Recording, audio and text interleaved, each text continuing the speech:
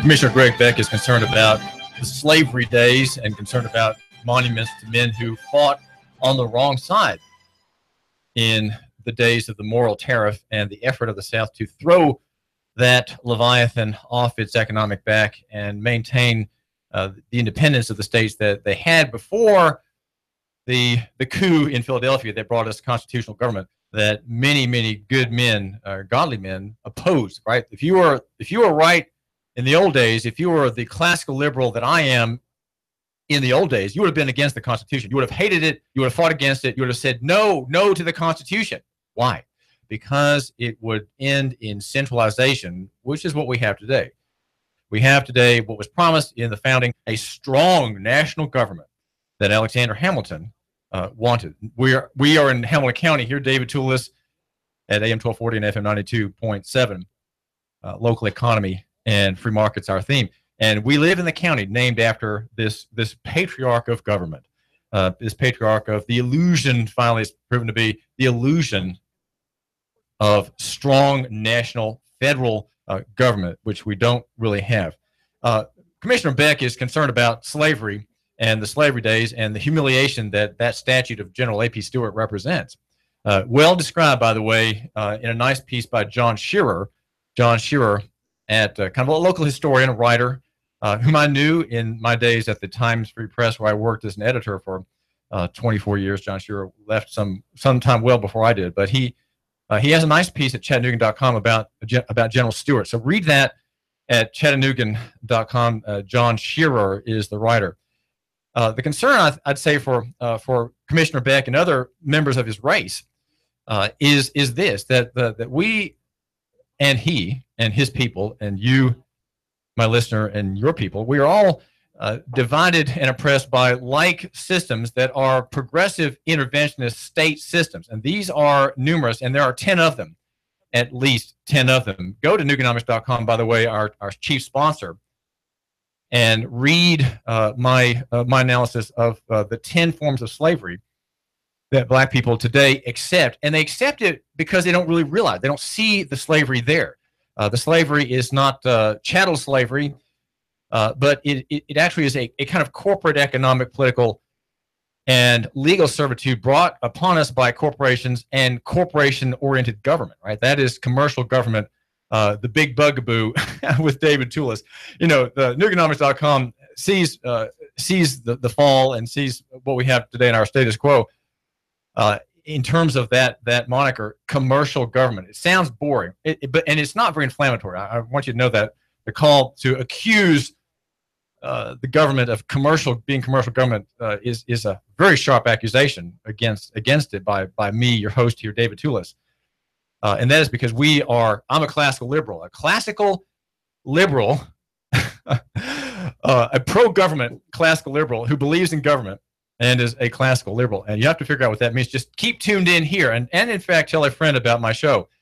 And that will double my listenership if you tell that friend about me. And I really appreciate that. So every time you mention David Tulis to a friend, that will double my show, treble my listenership. I'm so grateful to you. Thank you for tuning in.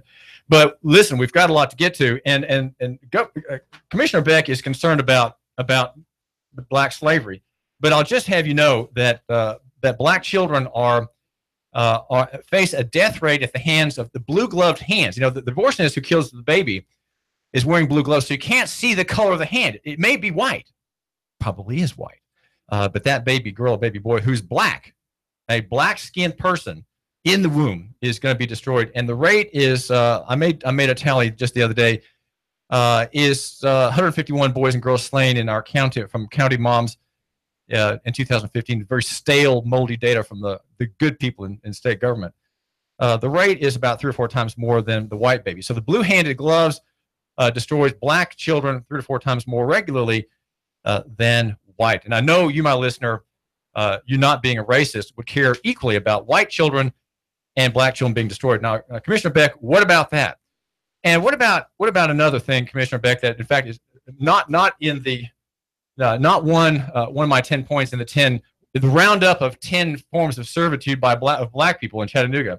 not mentioned there, but I'll mention it right now just for you, my listener, so you can get caught up and kind of be a little bit more, au courant, as they say in Paris, more in the current of things.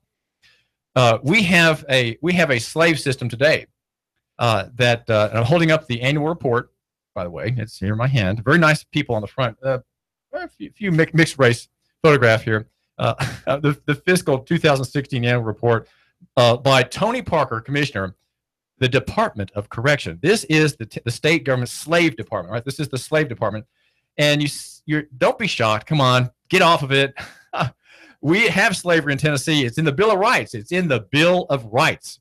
Slavery today in the Bill of Rights in Article 1, Section 33. And that says that you may be enslaved if you are convicted of a crime.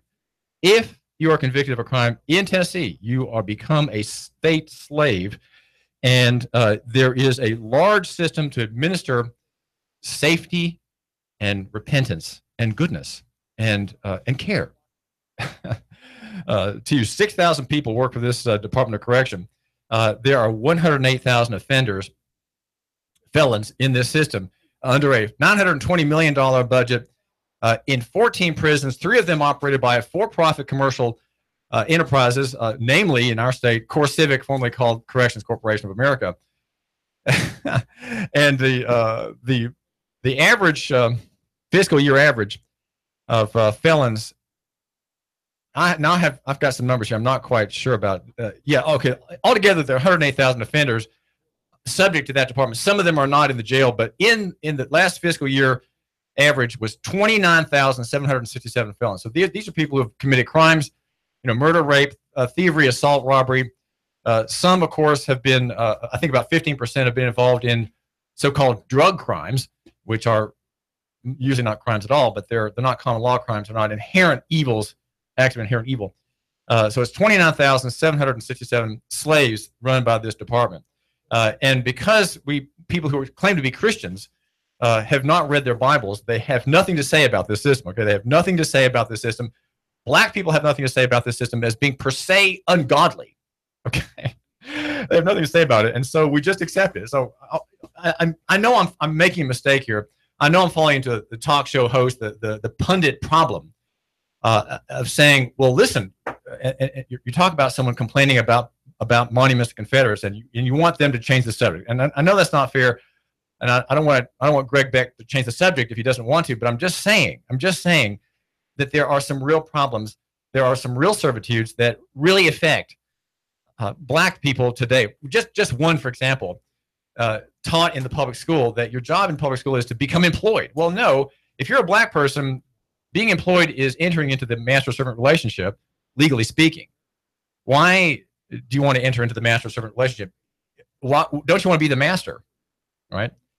Don't you want to be the owner? Don't you want to be then an entrepreneur? So only an entrepreneur is an owner and a master. And to tell children in school, well, you're in school so you can get a job, what you're saying is go to school and enter into the master-servant relationship as you got it, as the servant. Of course, the IRS has a test that enforces that rule. And that is the rule making a difference between employees and contractors. And contractor isn't equal. Better deal with contractors as between equals or among equals as having employees and having servants who the IRS enforces to be servants, right? And that's a legal distinction. There are like 28 tests of the difference between an employee and an equal or a contractor. Well, this is David Tulis. We're here arguing for loving your neighbor and buying local. Speaking of loving your neighbor, Franklin Graham sent me a link. Not Franklin Graham. Franklin O'Connelly sent me a link this morning to an essay he just posted at Chattanooga.com. It's a very fine little essay. I think he distracts himself by complaining about President Trump at the end. Though before he gets there, he has other good things to say as a recovering racist, right? He says he's a recovering racist. And he says, for example, the ability of white people to quote Jesus Christ's commandment to love one another while abusing human beings with dark skins shames me today. And he says, as a recovering racist, I have a duty to reach out to other young racists to say to them they do not have to hide their sense of inferiority by violence. I urge them to do as the young black man helped me to do, to recognize goodness and humanity in persons who do not look like themselves. I know white supremacists who have said, who have had this total change of heart.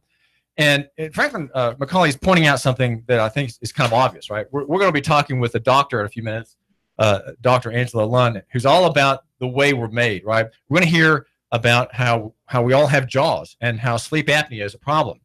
Well, why do we have sleep apnea? Because we all have jaws. We all have the problem of occlusion in the back of our throats, right? We all have throats. We all have jaws. We all have lips. We all have teeth. Every man, every woman has a nose, more or less, right? We all have necks. We all have tongues. And obesity is a problem, Angela is going to tell me, with sleep problems, because the first thing that starts enlarging is your tongue. We all have tongues, right? We all have elbows. We all have wrists and 5 fingers, and we have joints in each finger. Here I am holding up for my YouTube viewer my formerly ink print stained hand as a former newspaper editor, David Tulis. 5 fingers, right? Joints in the finger, palms, wrists, and we all have that. Black men have that. White men have that. Fingernails, right? I've got fingernails. I bit one off the other day. It looks kind of shabby. And I have an Adam's apple that bobs up and down as I chat with you, my listener, here at New York Radio. Well, every man does, right? Every man has an Adam's apple that bobs up and down when he chats, when he swallows, right? And when he breathes, his heart, if he's got sleep apnea, his heart's under stress. Angela Lund is going to tell me. And we all have hearts, right? A black man has a heart that could be stressed by sleep apnea just like mine. And so we're very much alike. So why does anybody, I mean, here's what Franklin McCauley's asking in short. Why does anybody have a dispute with somebody else simply because his skin is a different color? Why would anybody be upset at somebody for having a skin color of a different kind than him? Well, I think probably many people who are said to be racist, said to be, white supremacists, are probably not really concerned about the color. They have other ideas that are inflamed and energized by conflicts that took place in that context. If you're a states' rights person, you believe in federated government, you're not a racist. You just think that there should be local government and state government. And you object to warfare by Yankees coming into your country and wrecking everything, wrecking your family's farm. That's not racism, okay? So you see, things are very complex and things can often be very confusing. But Franklin McCauley is right. We should not be objecting to someone because of a particular skin color. Listen, I'm offering a freebie. Send me an email, and I will send you a guide. Now, you, my listener, who are a progressive liberal, okay, different from me, because I'm not a progressive liberal. I'm a classical liberal. You might be prone to protest. And I want you to send me an email and with a request for your free protest guide. Okay, a free protest guide, and I will send that to you. It's by John Whitehead from the Rutherford Institute, and it's about tactics that are rising today by a very fearful government. Government is increasingly fearful of people like you, and that's why protests are now managed. When David Tulis, our new police chief, when he was out and about Thursday evening 8 days ago, he did not try to manage the protest, right? There was a rally of left-wingers, queers, and Democrats and socialist Marxists and others downtown. There were people who didn't agree with that position, and they were in a rally separate from that, behind the dais, if you will, or actually in front of it, further away from the river.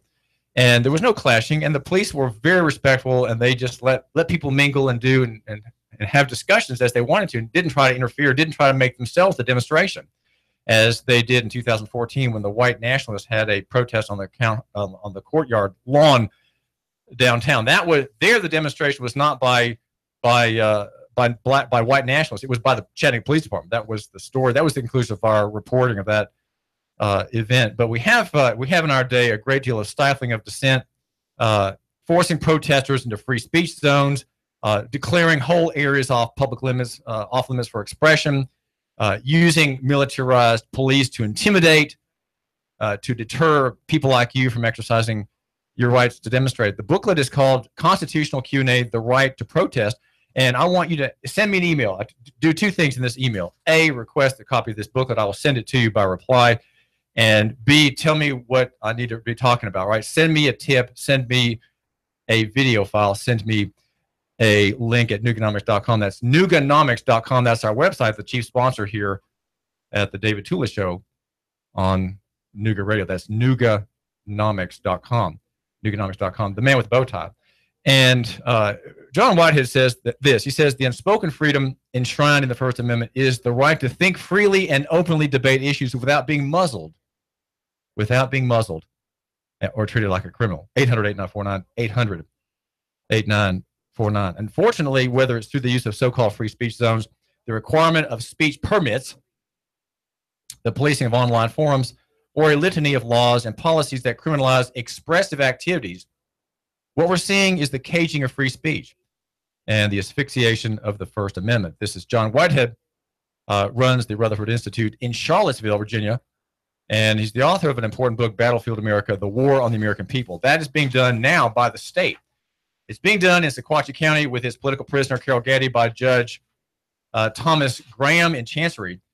And he says, these laws are not about protecting private property or public roads. Rather, they are intended to muzzle discontent and discourage anyone from challenging governmental authority. Here in Sequatchie County, the offense is that it's a woman doing it. That makes it unbearable. I mean, if you're a feminist, you should be the first to be behind Carol Gaddy, even though she's a Christian, and even though she believes in the Constitution, and even though she is a practicing believer in the Lord Jesus Christ, don't hold that against her, okay? That's what I'm saying. Don't hold that against her, but those are her characteristics and those are her beliefs. She's what's called an Americanist, right? She believes that the soldiers who died in foreign wars were fighting to defend our liberties and freedoms, and I think she's wrong on that point. She's kind of living out an illusion, but let her. She's a woman and she's defying the system, and she's saying no, she's dissenting, and she's laying effectively in a representational capacity. She is laying down her life, her well-being, her estate for people like you. And she serves a representative function. Every defendant in a case like that, where common law rights, common rights that you should have and you do have, are under attack, she is saying, I'm going to take the abuse now. And she is a political prisoner as we speak, right now, this very moment, a political prisoner of illicit and unconstitutional abusive power by Judge Graham in Sequatchie County in Dunlap. There's a story about this abuse and the fear behind it. It's out of Muskogee, Oklahoma, and Matt Agarist is making note of this at the Free Thought Project. It ended in the life of a man who was standing on the street reading the Bible. A kind of a protester, right? A man reading the Bible, very dangerous activity. Muskogee County District Attorney's Office says that James Moore, who shot him dead on August the 7th at 7:45 a.m., did nothing wrong. A citizen, he was a busybody, flagged down an officer to say that there's a mentally ill man wearing a cowboy hat. And that he was acting strangely. And the man who was slain, Sean Ellis, 44, was that man. The citizen who called said the man had a gun, but, well, he didn't. He had a knife, which was on his belt prior to police stopping him. Before being approached by police, Ellis had done nothing wrong. He had harmed nobody. A few minutes later, he was dead, right? Captured by the body cam. First, the police said that Ellis lunged toward the officer. However, that's not true. Just watch the video. The officer jumps out of his car and begins pursuing Ellis with loud commands. Okay. And the story says, Matt Agarist, the reporter, says clearly this man had diminished mental capacity, who was walking away. Now, if you haven't committed a crime and he's not suspected of a crime, you can walk away. There's nothing wrong with that, right? That's not, if you're free to go, you can walk away. However, the officer shouting at him. This, of course, is important. The officer then cries out, "Do not pull the knife. Drop that knife." And the man with the Bible and the cowboy hat panics. Okay, he panics, and the officer keeps yelling at him. Not an effective way to deal with someone who is having a kind of episode or some kind of episode. And so Ellis begins reciting Bible verses. "Thou shalt not bear false witness against God," he yells. And then 3 shots ring out. "Thou shalt not," he utters, and he's hit 3 times by 3 courageous police bullets, falls to the ground, writhing in agony, and he says, "Oh, God, help me, I can't move." And he's bleeding to death in the parking lot. And the officer was courageous. He was just simply courageous. Never used his taser. Never once did the officer back up. Did the officer try to de-escalate the situation? Yelling at somebody and then exercising deadly force. The DA finds that he had done nothing wrong, and if he's going to approach an officer in a violent manner, that's not to say he won't approach just a regular citizen in the same way. Anderson said, "As far as our investigation, Officer Moore didn't violate any policy or use any type of excessive force. If you're mentally ill, you're 1,600 times more likely to be slain by an officer, many times more than by a terrorist." In-depth traffic, news, and information. Mornings on Nooga Radio. AM